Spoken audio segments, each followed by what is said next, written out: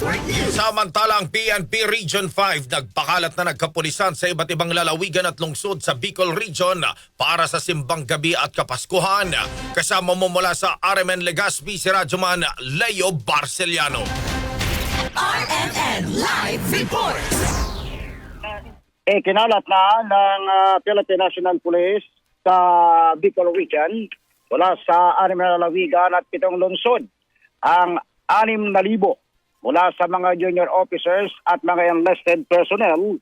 Ito ang kautusan ni PNP Regional Director Police Brigadier General Orosito N. Miranda. Kaagad na dineploy sa mga pangunahing naglalakihang simbahan para sa simbang gabi at simbang madaling araw at sa Kapaskuhan. Isa sa mandato ng naturang general na dapat ligtas ang lahat ng mga bakasyonista ngayong Pasko at ang lahat ng mga matataong lugar. Dito tututok ang lahat ng miyembro ng Philippine National Police. Paglalagay din sila ng mga PNP Assistance Center para tiyakin na hindi makakalusot ang anumang masamang elemento at tiyak na masaya, masagana at ligtas na bagong Pilipinas. Kasama mo sa RMN Legazpi Albay Province, Bicol Region, Radyoman Leo Barceliano, Tatak RMN. RMN Network News!